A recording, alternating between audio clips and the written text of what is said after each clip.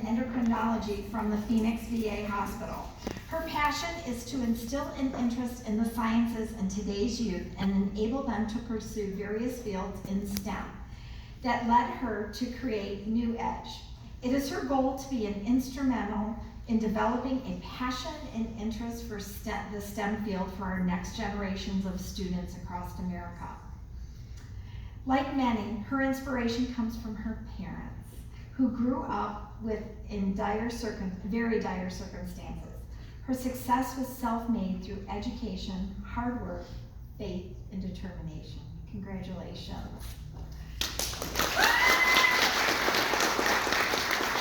So the various fields in STEM are continually changing. How do you continue to provide updated information and opportunities to learn about that technology, cutting edge technology for our youth? Oh wow, that's a wonderful question. So here's the thing, like my entire life has been about science and inventions. Like being a scientist, my entire 5 years of PhD was training me to be a scientist, to look at a problem, how to solve it, how to work on, how to look at the results, how to come up with new projects, what would be the next thing in line. And again, the whole training continued as a postdoc. But then thereafter, I also wanted to look into how do I protect this work that we have done, and I did patent law. So I've been a student my whole life.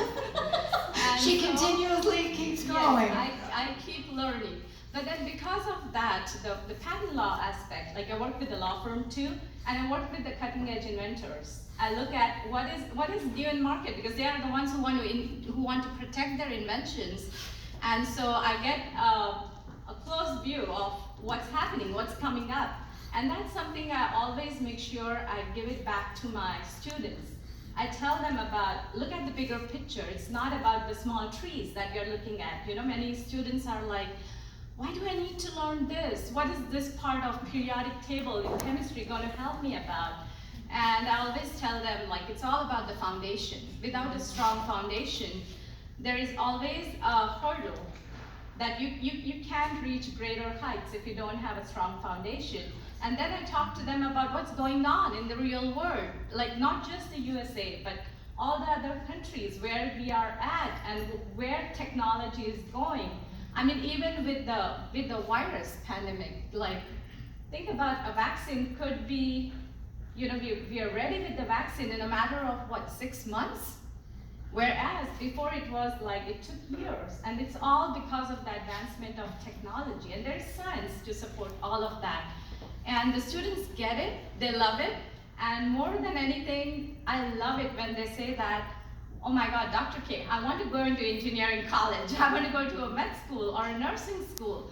And I feel like, okay, you're set for your future because you're passionate about it. And for me, the big thing is you need to be absolutely passionate about where you want to go. And then sky's the limit. Yes. Wow, there you go. So you said that your parents were your inspiration. You grew up in very dire circumstances. Was there one thing that really kind of inspired you, because you had to be your own leader within your own mind as you continued through your education? So was there something that really stood out with your parents? Yes, absolutely. So my dad came from a very rural area with very little access to anything, pretty much. But and again, the stories that I hear from him was like, he had to walk miles to go to school without even a footwear, and it was hot in India. India is a tropical country.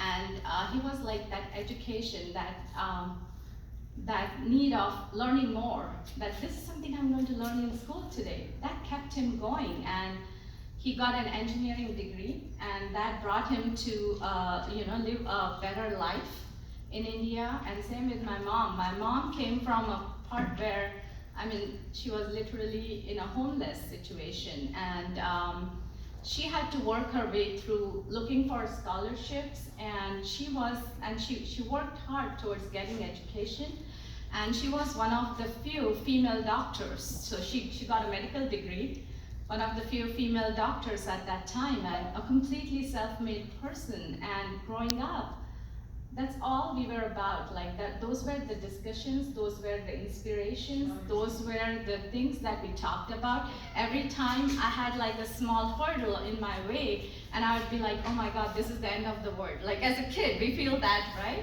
And that's when they would tell us that, you know what, this is what we have gone through, and you can do it. And that was a big thing that stood out for me always, that education can get you. And it doesn't matter which field, you know, it's what you're passionate about. Educate yourself and you can reach your goal. You know? Well, thank you for that passion and that inspiration. Yeah, I wanted to thank you all for this opportunity. I've been in Chandler for about 23 years now. I just love this city. And you know, when I took my oath to citizenship, I made a commitment to myself that I'm going to give back to the country who has given me so much. And since then, I've been working towards it step by step to help our next generation to be there. And what I saw this year with our students was amazing. They're the most resilient kids you can ever see. Yes. Like no matter, like they were, you know, as a scientist, I was baffled with the nature of the virus, and everybody was like, masks, no masks, in-person school or go online school, and all the chaos. And amidst all this chaos and all the discussions and all the news reports, our kids were strong. And they kept at it, they went to school, they got their education, they gave their exams. They're so resilient, wonderful kids. So please make sure you hug your child for everything they have gone through this year. They're just amazing. There you go. Thank you. Congratulations.